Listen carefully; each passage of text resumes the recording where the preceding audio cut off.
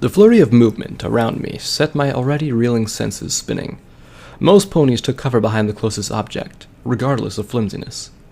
Surely, dark magic would be no match for fences or flower pots.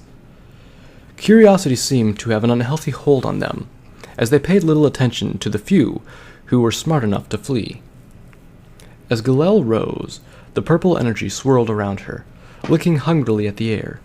Even though she was no bigger than before, there was an indescribable feeling that she loomed over the entirety of the town square. I forced myself to my hooves, as numb, sore, and dazed as a weather pony after a thunderhead mishap.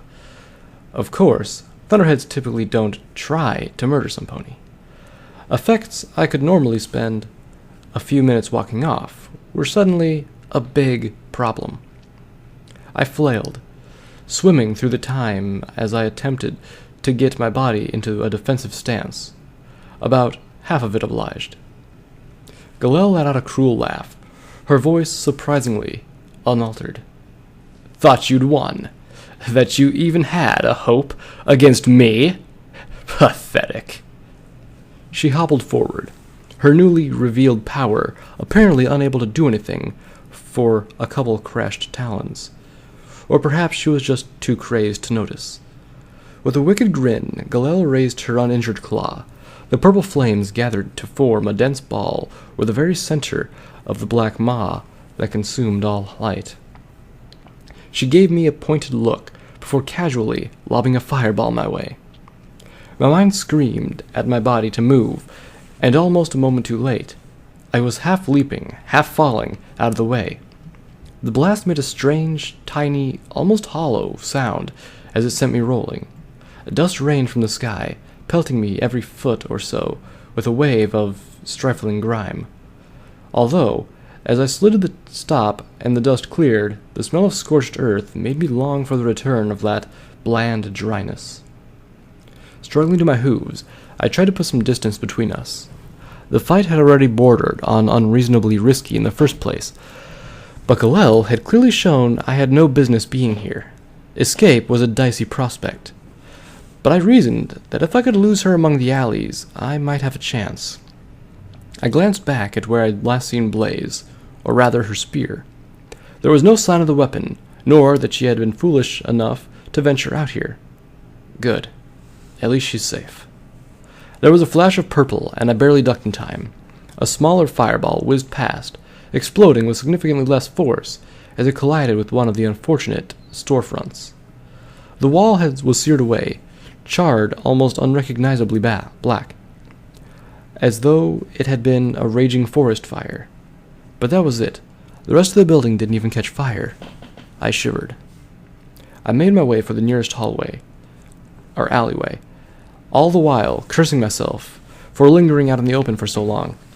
Another fireball sailed over my head, but this one didn't explode. It disintegrated as it impacted the ground, breaking into a fine, mist-like substance.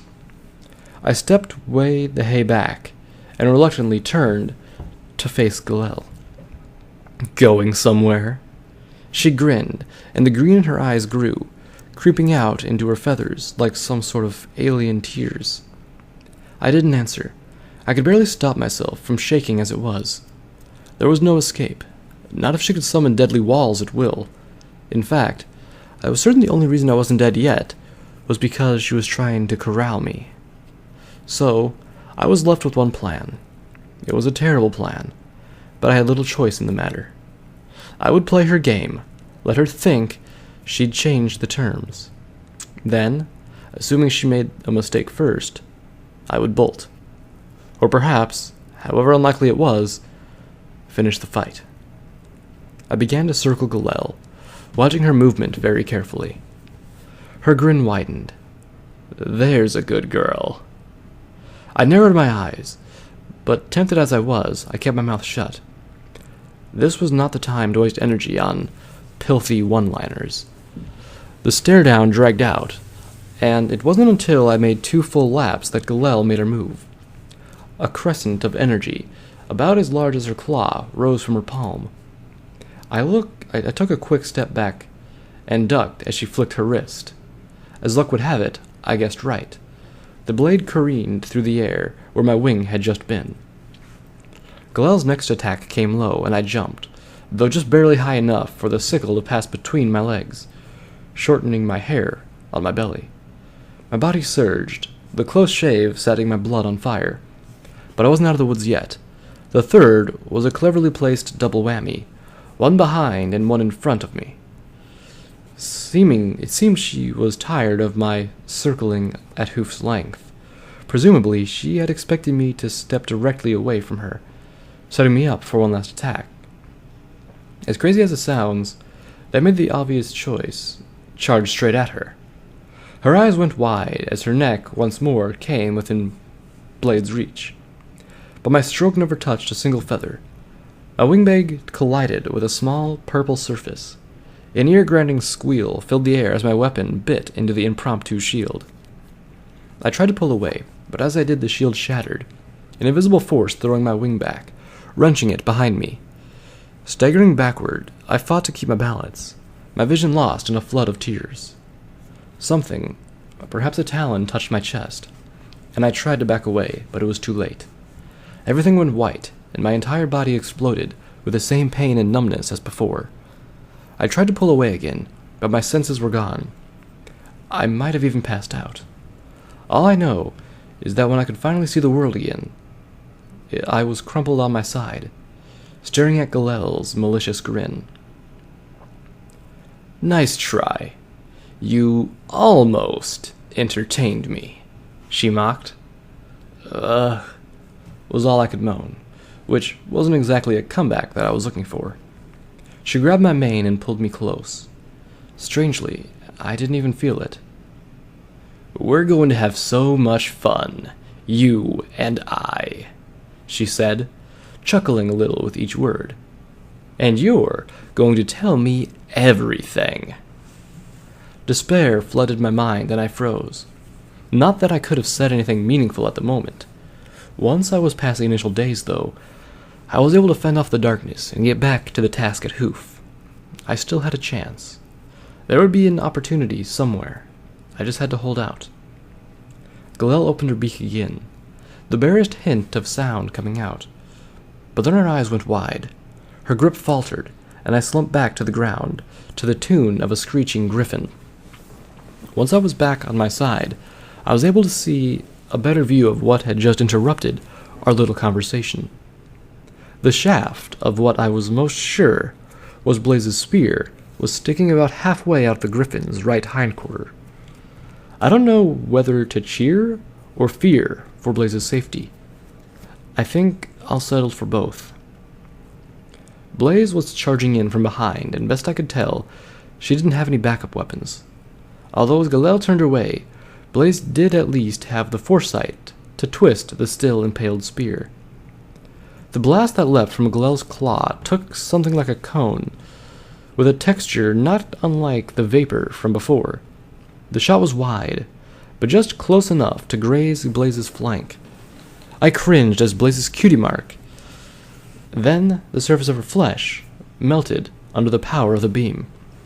Blaze let out a cry of agony, stumbling off course and skidding to the ground. "No!" I tried to stand, but my legs remained limp and detached from my mind. "Ha! Don't you dumb ponies ever learn?" Galel raised a claw, summoning a small fireball. Don't hurt," I croaked, collapsing under more failed attempts to get up. Galel glanced over her shoulder. "Oh, don't worry. I'll come back for you as soon as I take care of this mess." I mustered all my willpower and pushed again, straining like I was carrying a boulder on my back.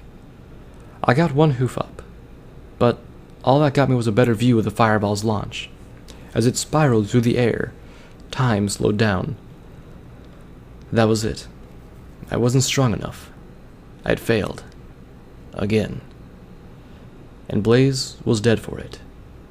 Just like them. With a screech, a blur swooped down from the sky and collided with the fireball. It stopped abruptly, giving me one last look at the zombie bird before it exploded. I tucked my head against my body as bits of zombie rained down around us with a sickening series of plops. When the sound finally stopped, I stole a glance at Blaze. She had suffered the worst of it, unrecognizable pieces of zombie bird covering her from head to hoof. If she was relieved at all, it was all lost behind her. I'm going to puke, face.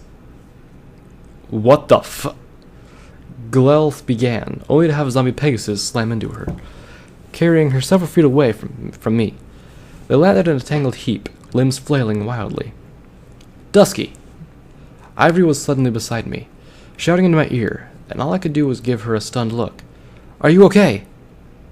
I nodded, shaking my haze from my mind. Yeah, she went easy on me, but Blaze, she needs a medic. We're a little short on those, Ivory replied. Then go, do what you can.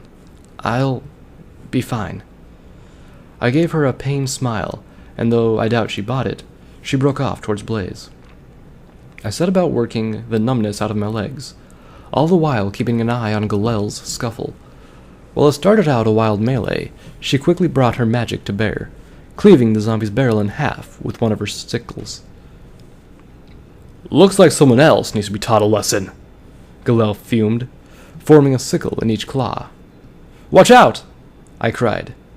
Ivory didn't even look Glel's way. She didn't need to.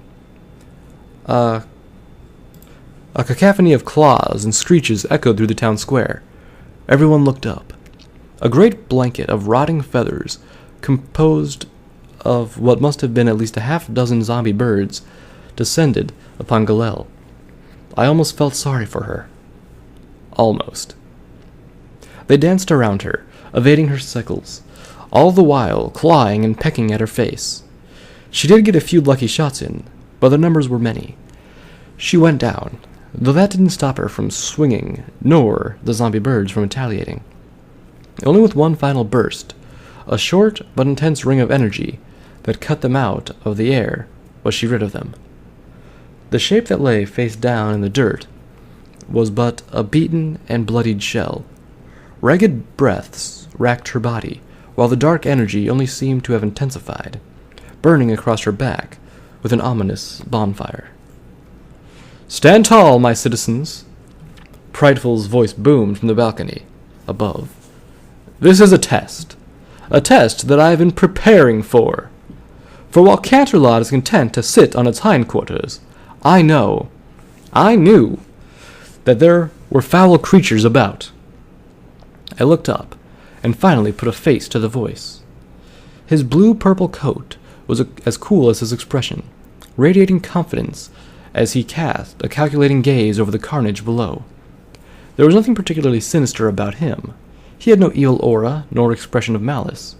In fact, his was a demeanor much like Princess Celestia's, even if his words were poisonous.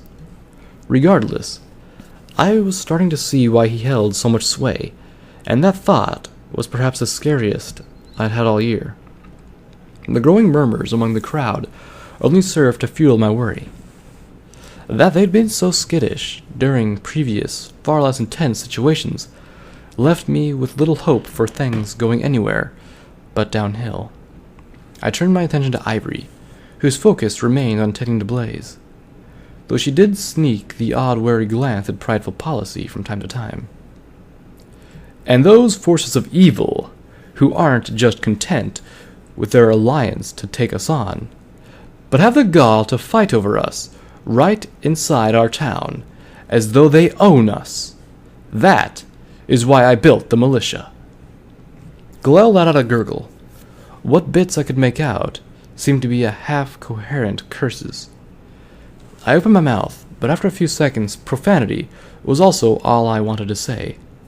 Prideful policy had presented the perfect counter-accusation by a virtue of it would be so close to the truth. If I was to object with an evidence as incomplete as it was, all the townfolk would hear would be, "Nuh-uh, that's what you're doing." As much as it pained me, I had to let it go for now, lest I make the situation even worse.